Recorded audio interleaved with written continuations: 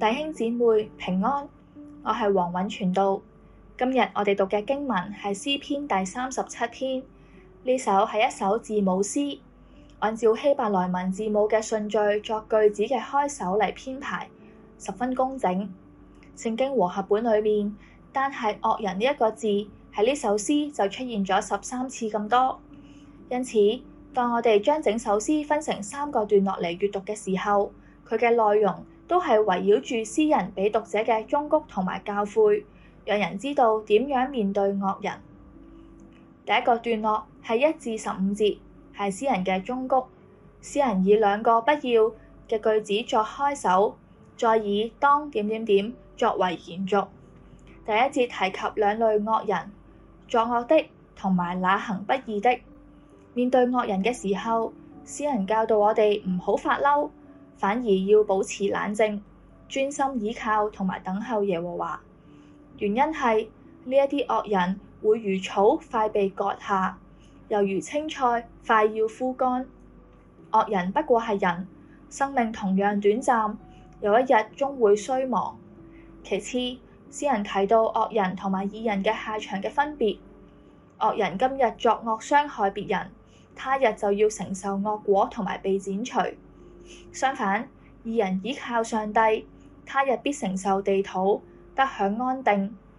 因此，詩人勸勉讀者唔好因為惡人而憤怒或者心懷不平，只管注目耶和華，相信佢嘅信實同埋公平，全心交託，等候同埋倚靠佢。第二個段落係16至到26節，係詩人嘅教誨。呢段分成上下兩半，佢嘅結構相似，先對比義人同埋惡人嘅情況同埋行為，再提及耶和華點樣看顧義人，最後係2類人嘅結局。詩人進一步講及惡人同埋義人嘅作為。惡人向人借貸，卻無法償還；義人則會施予同埋恩待別人。詩人指義人擁有嘅雖少，卻已經勝過好多惡人嘅富足。加上惡人最終係要滅亡，義人卻喺上帝嘅保護之下得以保存同埋被賜福。所以面對惡人嘅不義，義人必須對上帝有信心，要知道而家嘅困苦係暫時嘅，上帝亦都一直看顧同埋幫助佢哋。第3個段落係27至到40節，詩人再次忠告讀者當離惡行善。詩人喺呢度繼續重複，惡人終必被剪除，義人終必得救。不過呢一個小段較多篇幅講述耶和華如何拯救義人，上帝必不撇下義人，也不會將義人交喺惡人手中。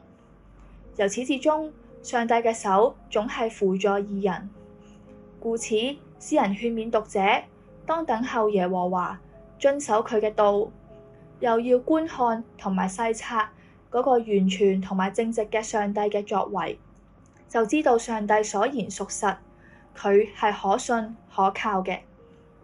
第39至到40節，詩人亦都作出最後嘅宣告、總結同埋肯定，上帝真係義人嘅拯救同埋保障，係我哋應當投靠嘅對象。詩人由頭到尾都冇明確指明邊一個係嗰個惡人，不過佢總係重複教導，寄望讀者遇上惡人嘅時候，仍然要立志向善，唔好以惡報惡，反倒要學習等候上帝，對上帝有堅定嘅信心同埋盼望，因為上帝從來都唔離棄義人，更加會賜福俾投靠佢嘅人。弟兄姊妹，你有遇上惡人嘅經歷嗎？或者而家係咪正處喺困境當中呢？願今日嘅經文加強我哋對上帝嘅信心，學習每日都轉眼仰望上帝。我哋一齊祈禱。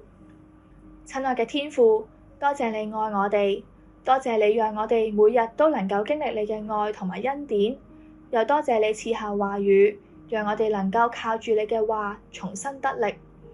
求主幫助我哋喺每日嘅生活裏邊都尊主為大，面對生活裏面嘅惡人或者困難嘅事，都對你有堅定嘅信心同埋盼望，相信你必看顧同埋拯救。願你嘅話語時常更新我哋嘅心，成為我哋每日嘅盼望。祈禱係奉主耶穌基督嘅名求，阿門。